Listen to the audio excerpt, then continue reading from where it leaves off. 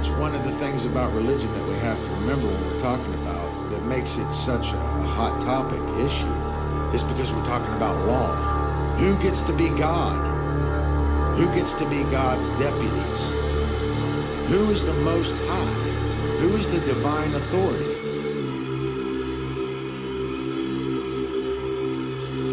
It's all about the claim to the Most High. The only way that somebody can be higher than us is if we give away our power. Because there's nobody, we're all equal.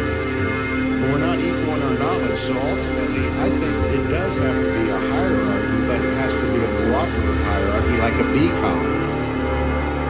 It's about what our value system is, what we care about.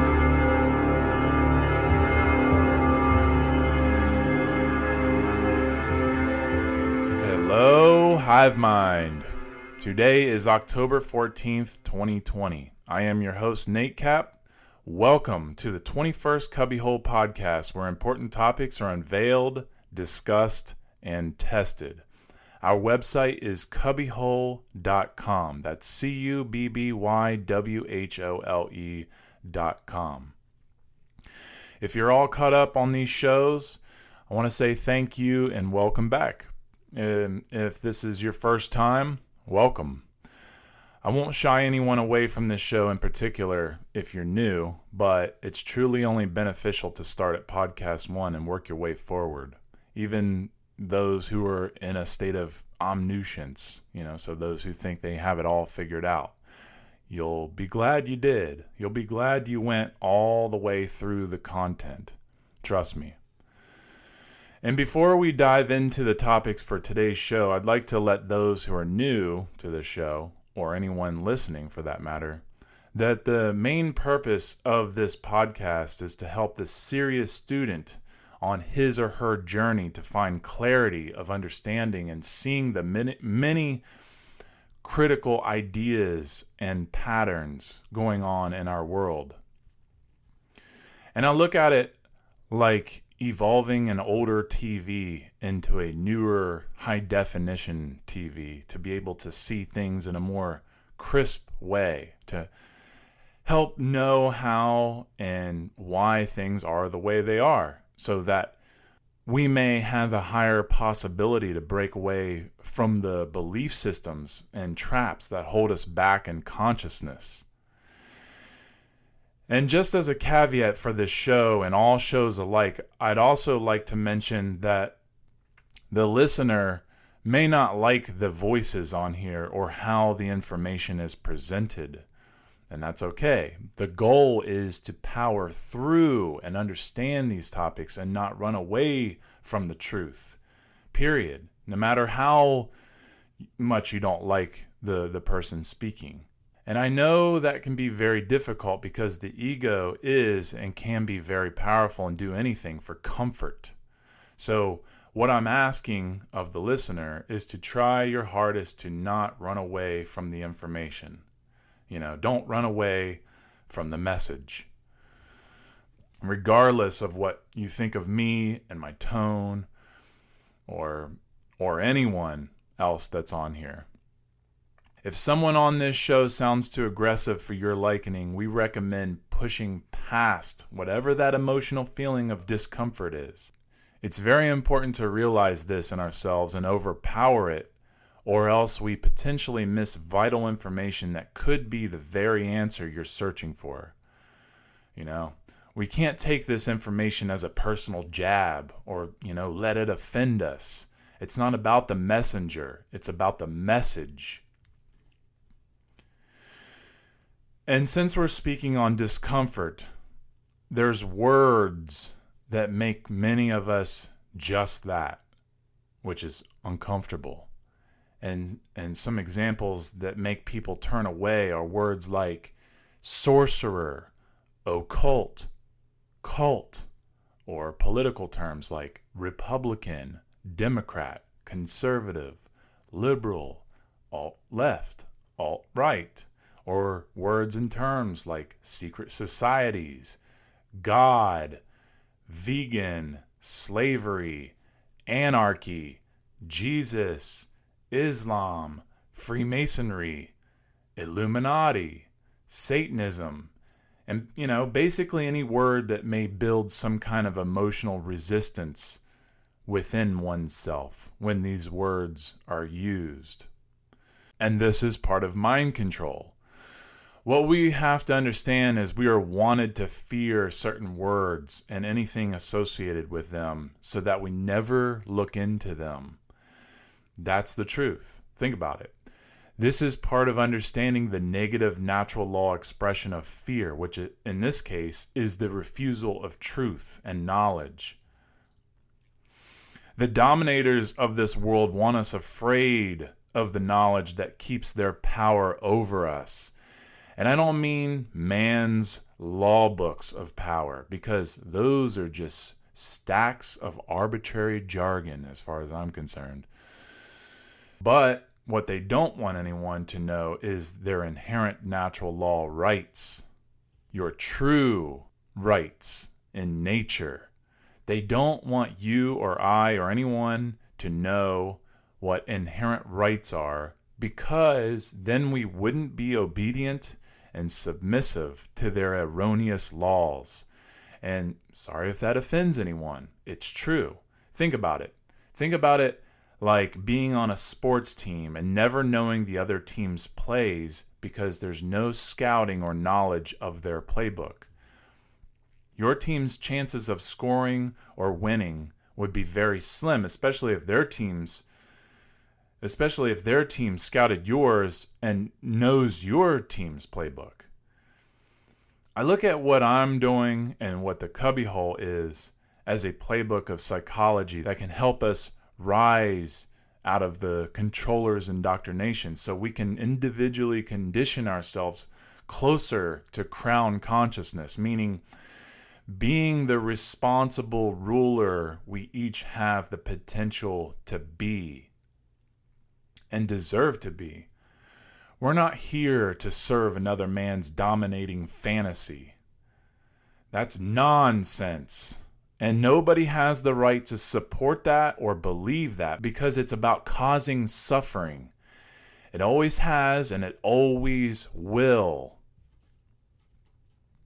Also, I guess I'm going to have to say this from time to time, and that is, this information shared here isn't owned by anyone, as no critical knowledge is truly owned by anyone. There's nothing new under the sun. If you heard someone else present information like this, it doesn't mean it's theirs, just as the information I present here isn't mine or Cubbywhole's. I mean, we share it in our own unique way, which may be more helpful to getting this information to a higher quality for learning. And that's definitely what I'm trying to strive for here. I want this to be easy to learn for people. It takes a lot of heart and guts to do this type of work, and you can't count on being appreciated for it either. But nonetheless, it's here for all to learn, and I hope it brings value to more people's lives, as it has for me, and I know it definitely has for many others. So before we go any further, I'd like to do a quick review of the past few shows, starting with show 17, where I began with an introductory into mind control. So please go back and listen to that if you haven't already. Number 17. I covered how mind control is used to steer the minds of the masses in the directions that are needed to pull off agendas simply for more power and control. It's about how sorcerers bend the laws of nature for their own gain by manipulating the people, whether that be through the media sources, through the television, through magazine articles, through fact-check articles, through movies, sports, history, you name it. They're manipulating it. In show 18, I covered the workings of the dark pyramid of power that shouldn't be, which deals with a hierarchy over a compartmentalized system of division between commanders who are in lockstep above and below each other, with the higher commanders having a knowledge power differential over the lower sections of commanders.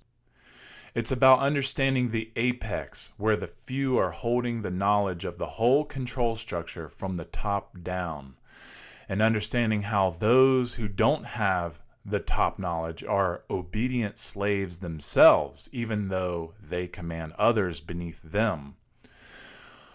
On shows 19 and 20, I interviewed Douglas Martin and kind of stepped away from mind control for a bit, even though everything we talked about has a lot to do with mind control in the sense of understanding origins and the corruption that follows. We covered the lesser mysteries, and we covered the ancient Egyptian mythos, the science and origins of Freemasonry, the origins of secret societies, the word cult and its origins. And he broke down and expanded on the term Westing, which is about masculine energy imbalance that's dominating throughout the world. Even right now. It has been for thousands of years, and it is right now. Really great shows, and I highly recommend to listen to podcast 8 first. That was his first show, and it was pretty powerful. So listen to 8, 19, and 20. All right? Something I want to say about the order of these shows is they are all definitely best listened to in order. And there's going to be times where guests come on and we switch it up a bit, because I believe it's best to get an important guest when we can, especially with high caliber knowledge. But the order is still very important, even if one day we are talking about symbolism and the next day we're talking about physical health. It's really important because there is an underlying order to all this. So that way when we get to, let's say, show number 50, then you'll be prepared and have all the necessary tools you'll need to understand it. So I hope that makes sense for everyone. Okay, let's go ahead and dive into the material for today.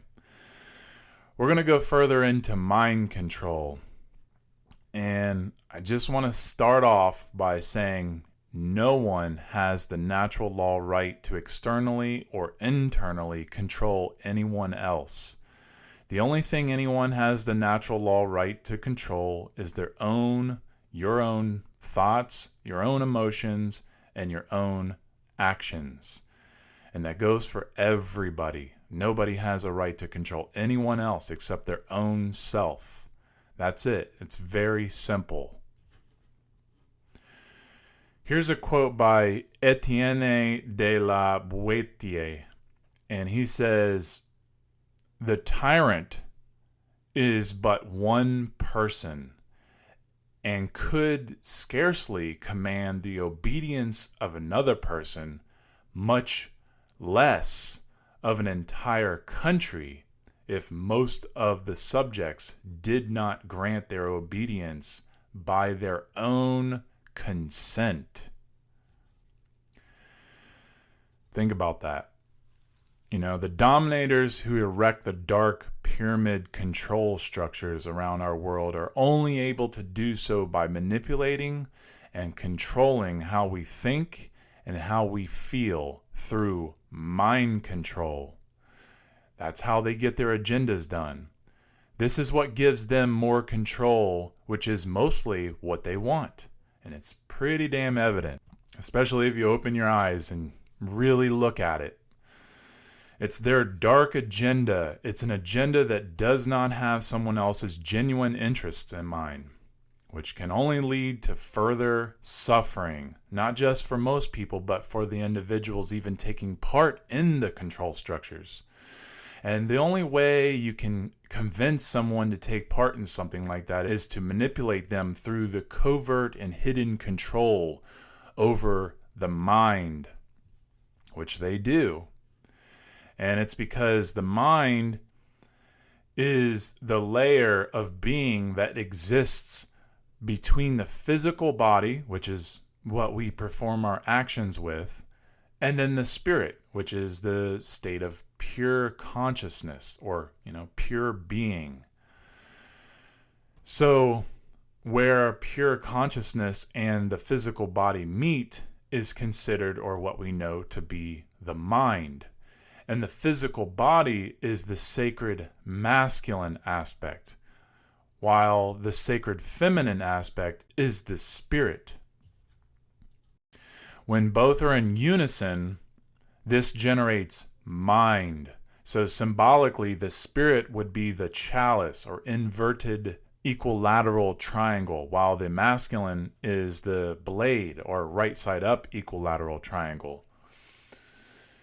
And when both come together, they form a hexagram, which represents mind.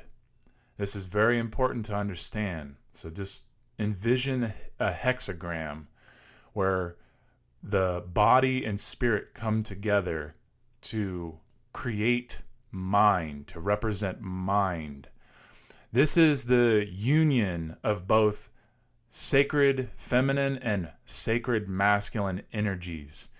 And when both the spirit and body aren't balanced or in alignment with each other, it becomes easier for others to manipulate and control the mind, because when the mind is controlled by sorcerers, it means both the masculine and feminine energies are both controlled. They're both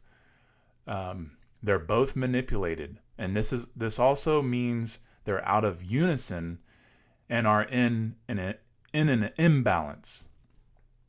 This is why and where sorcerers selfishly abuse their knowledge differential to gain control over someone else's mind or others' minds. It's a war on consciousness being waged through the control of mind. It's about understanding that if you can control others' minds, then you can convince them of any kind of dogmatic nonsense. And in order to wage that war on consciousness, you have to wall humans off. You have to cause the illusion of separation in the mind from spirit. You have to separate them. It's about separating them from the sacred feminine, the pure state of being. So it's about keeping the mind imbalanced in a purely physical materialism worldview. It's about keeping the mind trapped in an R-complex fight-or-flight mindset. As long as the mind is controlled, the body can be controlled. And that's really, really important to understand. Mind control is everywhere. It's a cultural programming. It's about locking consciousness into little boxes within other little boxes.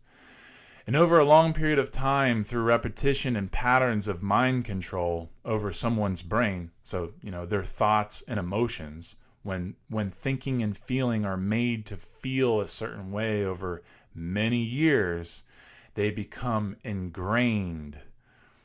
Those patterns become ingrained. The patterns and ideas become ingrained and part of a person's belief system.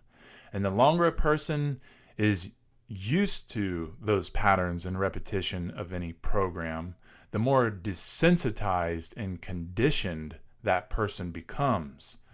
The more their minds are controlled, easier to control.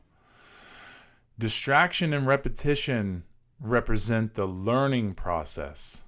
So think of yourself studying in school.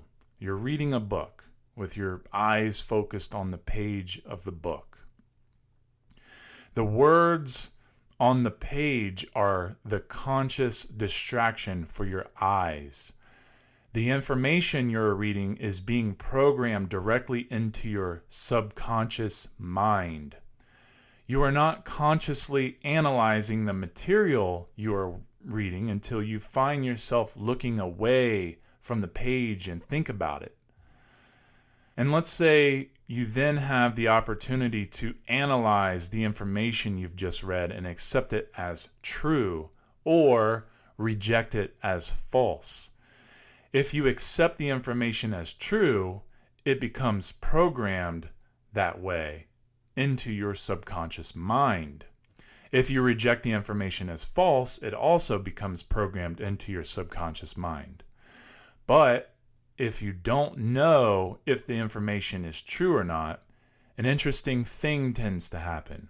Your belief in the source of information determines whether or not you accept that information. If you do not believe that a book could contain information that was false, unintentionally or intentionally, then more than likely you would accept its information as true, even if you weren't sure or didn't understand it as so. And this is very true in our school system, where there's pressure to accept what is presented as true, because obviously that's what's expected, and it determines your grade and your future. So it's repetition of the information that embeds our subconscious mind so that our acceptance of its truth or accuracy becomes a conditioned response. This is why, when staying in the conditioned, indoctrinated state in which we've been raised in the school system, we tend to accept their information as true without thinking whenever it is presented to us. We're never taught to question what's taught in the school systems, nor are we taught about things like the truth discovery methods, the scientific truth discovery methods like the trivium and quadrivium. You see, the most effective way to conquer a person is to capture their mind. Control a person's mind, and you can control their body without them consciously knowing. Most people don't pay conscious attention to the things that affect them subconsciously. And how can they if they're not conscious? They simply aren't sensitized or aware. They don't really know what to look for. However, when pointed to, these things can be recognized and potentially understood. So the principles of mind control are ancient, and the goal is to suspend the thought process of the conscious mind to cause a state of mind that is just like daydreaming or sleepwalking. When the mind is without conscious thought, or when conscious thought is just tuned out and shut off, it's more receptive to programming than at any other time. This is the time when the mind can become most distracted and easier to control. This is how our minds can be kept in the materialism mindset, which is the 5 sense illusion. So while distraction focuses the attention of the conscious mind on one or more of the 5 senses, which is sight, sound, touch, and taste, then this is how distractions focus our attention in order to program the subconscious mind. The subconscious is always at work. It's receiving information at all times. And speaking of materialism, let's talk about the principle of pleasure. This is one of the key distractions in society. And many people think that the purpose of life is all about pure pleasure. You know, just always have tons of fun and care about basically nothing else. What you can also call nihilism. Care less or not at all, completely ignoring all the suffering that's taking place in the world. And this is where we're wanted.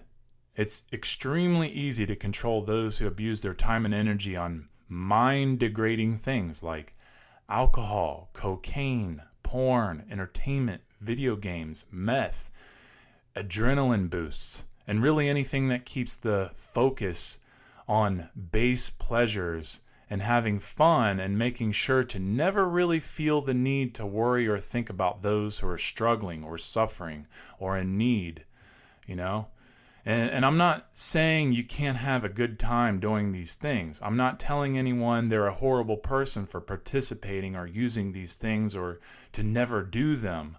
That's not what I'm saying at all. I'm talking about abuse.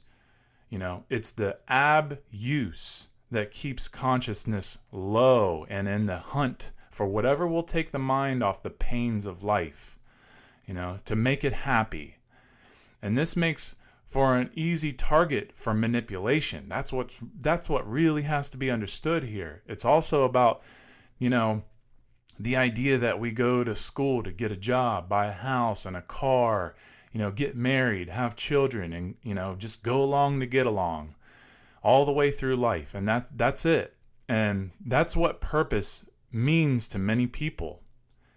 And sadly, this is what many people have been conditioned to believe. And they go from cradle to grave believing this, believing this is their purpose, their only purpose, or many people just simply believe they don't even have a purpose, period.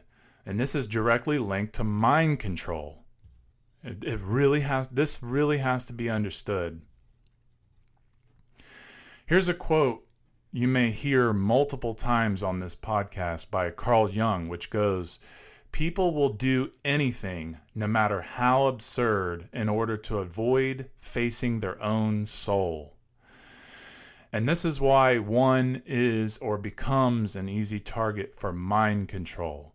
It's about doing the shadow work to know the self, to understand the inner workings of the mind and soul, so that way we can become less controllable and be able to take back our sovereign individual responsibility. Our purpose isn't to just be happy and have fun, Purpose is something far deeper that we have to discover for ourselves, and it doesn't involve being controlled by others. Another quote by Etienne de la Boétie. He said, "The only power tyrants have is the power relinquished to them by their victims." See, it's like the medical tyranny that's currently taking place around the world right now. People are willfully giving their rights away in exchange for security, not realizing or caring that they're only giving more power over to their masters, more power to their masters over them, all in the name of safety.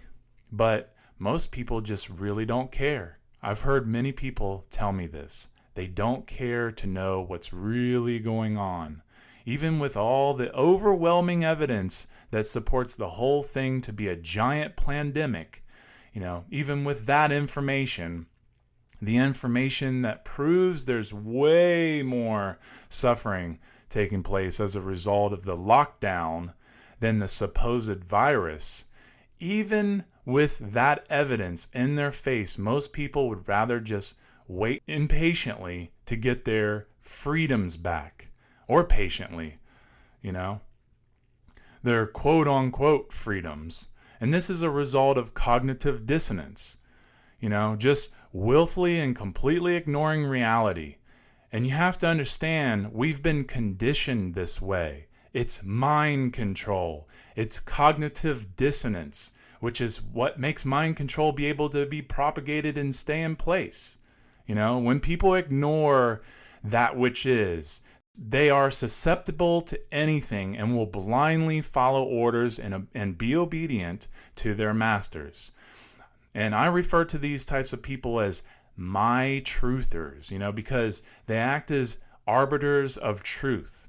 What they perceive and want to believe is their truth, and which is how they see reality, while completely ignoring what's going on in this ontological reality, the true reality. But see, there's no such thing as my truth or your truth. There's only truth. And we have the ability to align our perceptions to truth. Remember, we are pretty much fooled in only two ways, and that is refusing to accept what is true and accepting what is not true. Okay, guys, this episode is at its end, and I appreciate you giving this work your time and attention. Hope you've found clarity and value in this show today, and you can find more shows, presentations, and news here at Cubbywhole.com. That's Cubbywhole.com. Also, please make sure to keep your eyes out for future shows as we go further into mind control. And as for now, this show comes out every Monday at 6 p.m. Pacific Time and every Friday at 12 p.m. Pacific Time. So stay tuned for more. Thank you, and keep transcending dogma.